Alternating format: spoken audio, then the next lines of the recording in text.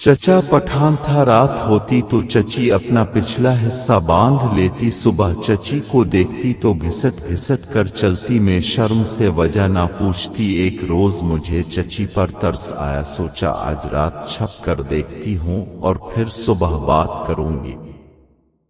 इस रोज चचा आया तो मैं कमरे में छप गई।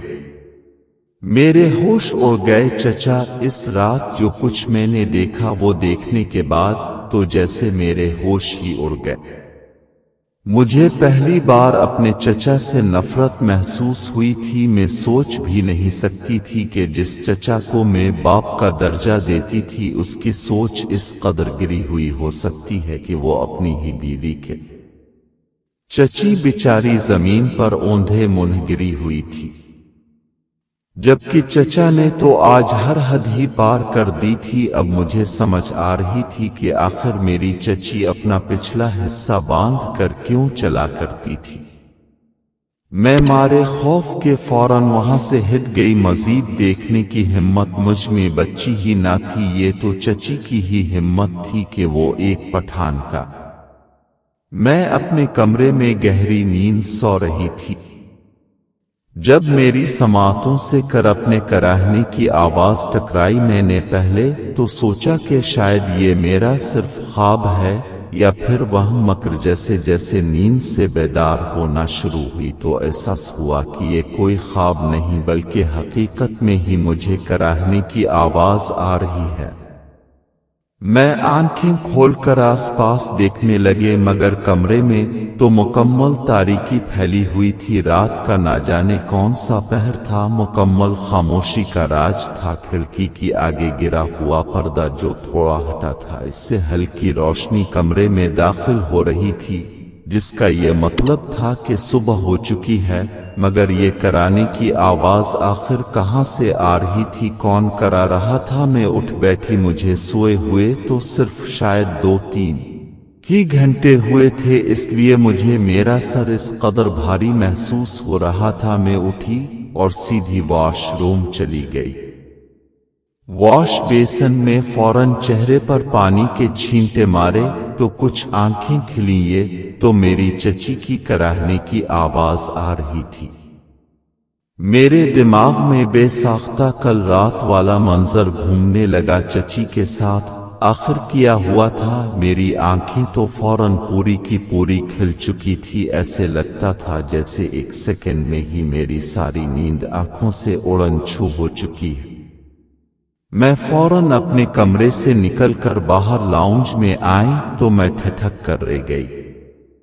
मेरी चची कमरे के दरवाजे के पास खड़ी थी और दरवाजे के सहारे खड़ी करा रही थी। चची की हालत देखकर मुझे तशवीश सी होने लगी। मैं चलते हुए इनको देखने लगी। उन्होंने अपने सर पर 1-2 पट्टा बांध रखा था, गोया उनके सर में शदीद दर्द उठ रहा हो, मगर उनके बाल बिखरे हुए थे। चेहरे पर तो गोया बरसों की थकावट नमूदार थी। वो कपकपाते हुए दरवाजे का सहारा लिए खड़ी थी, मगर आज एक बार फिर उन्होंने अपने कमर के साथ 1-2 पट्टा बांध रखा था। मुझे देखकर फौरन सीधी होकर खड़ी हो गई और अपने चेहरे पर आई परेशानी को छुपाते हुए कहने लगी कि बेटा तुम उठ गई, मैं बस नाश्ता बनाने ही वाली थी। वो दरअसल तुम्हारे चचा मुझसे रात गए तक बातें करते रहते हैं तो सुबह फिर आंख ही नहीं खुलती।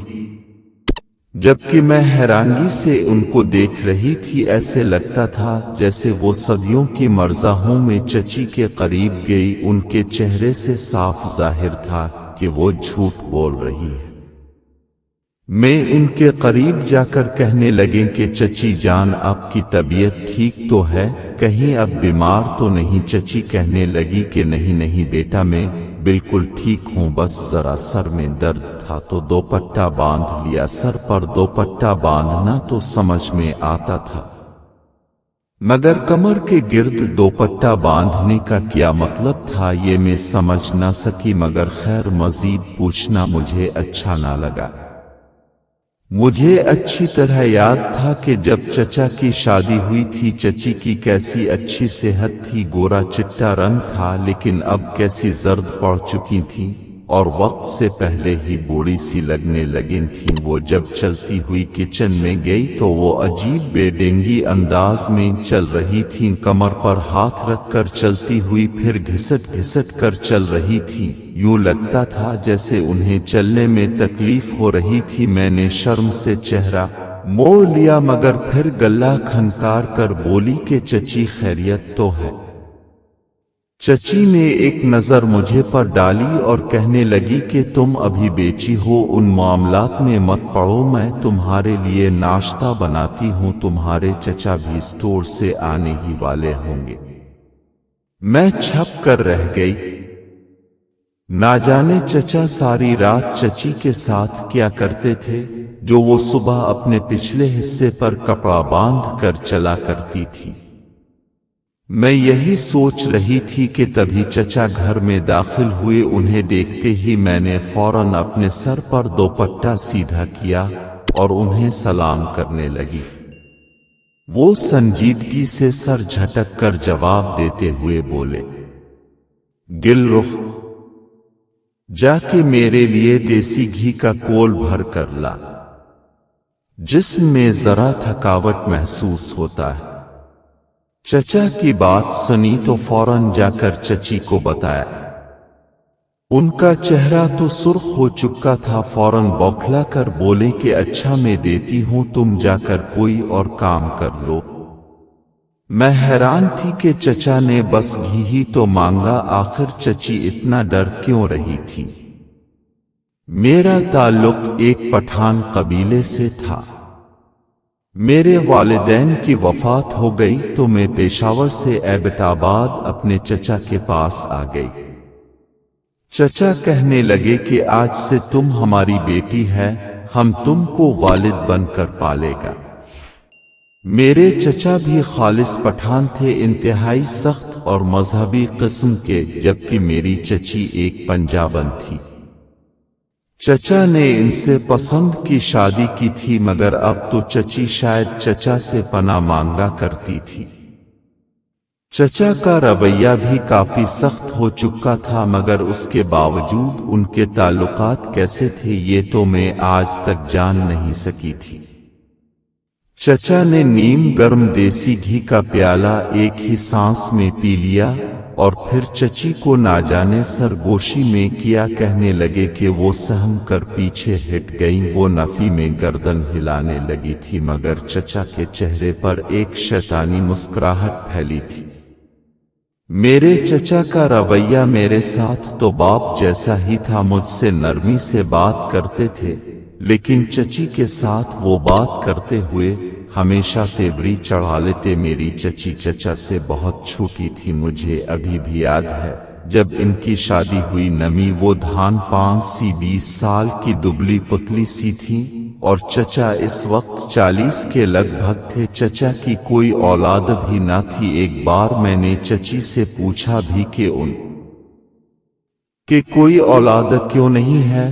میری بات پر ان کے آنسو بہنے لگے تھے، کہنے لگی تیرے چچا کو پسند نہیں۔ میں سوچ میں پڑ گئی تھی کہ چچا کو کیوں اولاد نہیں پسند۔ جب امی نے یہ بتایا تھا کہ چچا چچی کی محبت کی شادی ہے اور وہ چچی کو بھگا لائے ہیں، تو مجھے یہ سن کر چچی سے ملنے کا بڑا اشتیاق تھا۔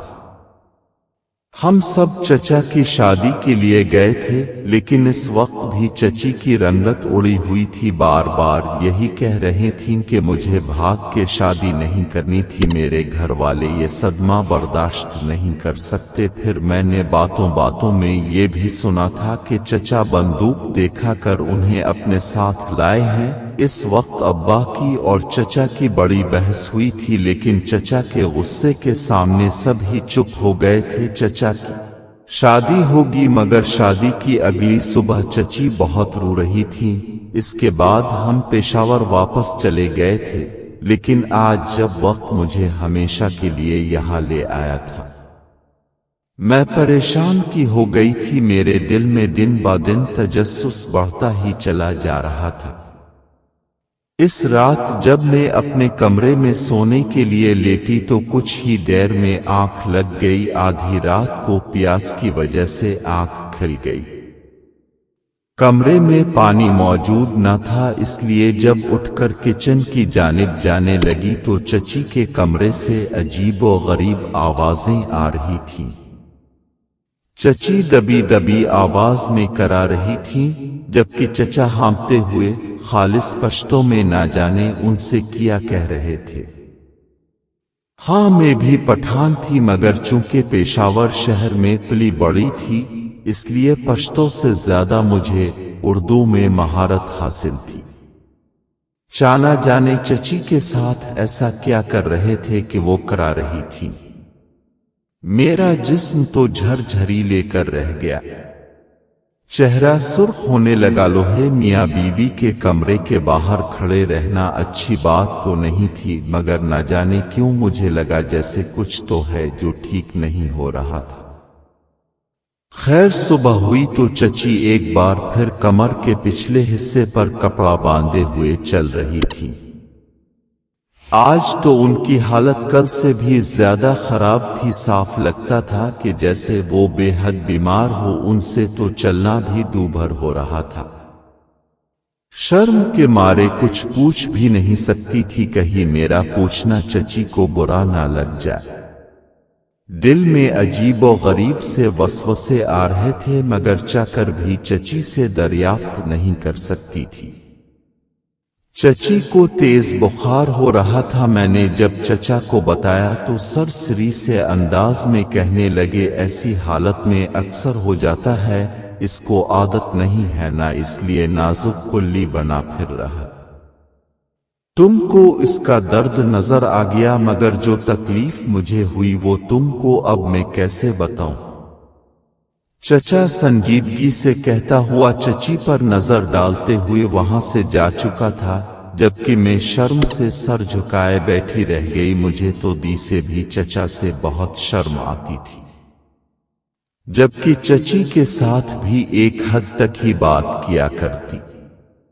نہ جانے ان کی بات کا کیا مطلب تھا، میں کچھ بھی سمجھ نہیں پا رہی تھی۔ چچا کچھ تو غلط کر رہے تھے چچی کے ساتھ، تبھی تو ان کی طبیعت اس جد تک بگڑتی چلی جا رہی تھی۔ یہ دونوں تو کہیں سے بھی خوشحال جوڑی نہیں لگتے تھے۔ چچی کی طبیعت اس قدر خراب تھی، مگر اس کے باوجود ہر صبح چچی کے کراہنے کی آواز میں ارہی ہوتی تھی۔ کئی بار تو وہ رو بھی پڑتی، میں شرم اور خوف سے اپنے کمرے میں ہی دبک کر بیٹھی رہتی کہ کہیں چچا مجھے مداخلت کرتا دیکھ غصہ میں اکر میرے ساتھ بھی وہ سب نہ کر دیں جو وہ چاچی کے ساتھ۔ بہرحال مجھے اب چچی پر ترس آنے لگا تھا، جو بھی تھا اب ان کے ساتھ ناانصافی کر رہے تھے۔ وہ ان کی بیوی تھیں، انہیں ان کا خیال رکھنا چاہیے تھا۔ یہی سوچتے ہوئے میں فکر مند سی ہو گئی۔ اگلے روز صبح کے وقت میرے کمرے کے دروازے پر دستک ہوئی تو میں بوکھلا کر اٹھی۔ دروازے پر چچا کھڑے تھے میرے، تو انہیں دیکھ کر رونگٹے کھڑے ہو گئے۔ وہ کہنے لگا، گل رخ، تمہاری چچی بیمار ہے، آج تم ہم کو ناشتہ بنا دے گا، اسٹور کے لیے دیر ہو رہا ہے۔ میں سمجھتے ہوئے بولی کہ چچی کو کیا ہوا ہے چچا جان؟ وہ نظریں چرا کر بولے، کچھ نہیں، بس پنجابن ہے، نہ تو پٹھان کا غصہ دیکھ کر ہی باوش ہو جاتا ہے۔ چچا کیا بات کر رہے تھے مجھے کچھ سمجھ ہی نہ آئے۔ عجیب پہلیوں میں الجھا کر رکھ دیا گیا تھا مجھے۔ میں نے چچا کو ناشتہ دے کر روانہ کیا اور پھر فوراً چچی کے کمرے میں آ گئی۔ جو منظر مجھے دکھائی دیا وہ دیکھ کر میرے تو ہوش اڑ چکے تھے۔ چی بستر کے ساتھ فرش پر گری پڑی تھی، ان کے چہرے پر تو عجیب لال لال نشان پڑے تھے۔ وہ بے سدھ سی نیم باوش گری تھی۔ میں ان کے قریب گئی اور ان کو اٹھانے لگی۔ ان کا وجود آگ کی طرح جل رہا تھا۔ नीम बहोशी में ही वो जो अल्फाज अदा कर रही थी वो सुनकर मैं शर्म से ही पानी पानी हो गई। मुझे समझ ना आई कि आखिर में क्या जवाब दूं। चची बुखार की हालत में वो सब बता चुकी थी जिसे सुनने के बाद मीर वजूद कांप गया। मैंने इस रोज चची का भरपूर ख्याल रखा। मुझे उन पर शदीद तरस आया था, मगर तब तक यकीन नहीं कर सकती थी जब तक अपनी आंखों से सब कुछ होता हुआ ना देख लूं। पठान गर्म मिजाज तो होते हैं ही, उन्हें कब कहाँ गुस्सा आ जाए कोई इल्म नहीं होता, मगर मेरे चचा तो सबके सरदार निकले थे। बेचारी चची। बहरहाल इस रात जब चचा घर आए तो मैं खाना खाकर जल्दी सोने का बहाना करते हुए कमरे में चली आई और जाकर चचा के कमरे में अलमारी में बैठकर छप गए। मैं आज ये पता लगाना चाहती थी कि मीर अश्क ठीक है या मैं बिलावजा ही गलत सोच रही हूं। ऐसा करना गलत था, मगर ये चची की जिंदगी का सवाल था। मुझे डर भी था कि कहीं चचा जी अलमारी खोलकर देख लिया तो। सोच कर ही झरझरी लेकर रह गई। कुछ देर आगे वो काफी संजीदा लग रहे थे। उनकी आंखों में तो जैसे खून उतरा हुआ था। वो चची के करीब गए और उन्हें पैरों की ठोकर मार कर कहने लगे, तक ऐसे कैसे सो सकता है? पहले तुम मेरे सवाल का जवाब देगा, उसके बाद हम तुमको सोने देगा। चची कितनी ही देर कुछ ना बोले वो रोने लगे थीं और शायद बेहद थक चुकी थीं। फौरन उठकर बैठी और चचा के सामने हाथ जोड़कर कहने लगे कि मैं झूठ नहीं बोल रही, वही बताया को सच था, ऐसा कुछ भी नहीं है जैसा अब समझ रहे थे। खुदा का वास्ता है मुझे बख्श दे, मैं मजीद नहीं सह सकूंगी। मगर चचा इसी पिल चची को बालों से दबोच कर कहने लगे, खबरदार, जो तुमने झूठ बोला। हमको शोएब फ्रूट वाला ने सब कुछ सच सच बता दिया था। वो चश्मदीद गवाह है तुम्हारा कि तुम हमारे जाने के बाद इस नबीद को इशारे करती रही। इसके साथ तुम्हारा ताल्लुक है। हमने तुमको जान से भी बढ़कर अजीज रखा, मगर तुम तो धोखेबाज निकली। अब भक्तो एक पठान की मोहब्बत देखी थी तुमने, अब उसकी नफरत भी देखो। वो मेरी नजरों के सामने चची पर तशद्दुद करने लगे, मगर ऐसा करने से पहले उन्होंने उनके मुंह में कपड़ा ठोस दिया ताकि आवाज बाहर ना जा सके। चची को मार खाता देख मीर ओजौर कपकपाने लगा। मैं कांपने लगी थी। चा तो उनके कमर पर बेतहाशा तशद्दुद कर रहे थे। बेचारी चची लूट पोट होकर कहने लगी, मेरी तो गलती ये थी कि तुम जैसे शख्स से शादी कर ली जिसे अपनी बीवी से ज्यादा एक राह चलते सब्जी फरोश की बात पर एतबार था। एक बार भी मुझे से पूछने की कोशिश न की कि वो सब्जी वाला आखिर मुझसे कह किया रहा था। मगर चचा तो कुछ सुनना ही नहीं चाहते थे। कुछ देर बाद जब चा कमरे से निकले और चची नीम बाविश थी तो मौका देखकर मैं कमरे से भाग आई। मुझे तो ही नहीं आ रहा था कि चचा इस कदर कच्चे कानों के भी हो सकते हैं। बच्ची बुखार में भी यही बड़बड़ा रही थी कि उन्होंने चचा जैसे मोटी अक्ल को शौहर बनाकर बहुत बड़ी गलती कर दी। चा यही कहते थे, जब तो मुझे से इश्क के पेचे लड़ा सकती है तो किसी और से भी मोहब्बत कर सकती।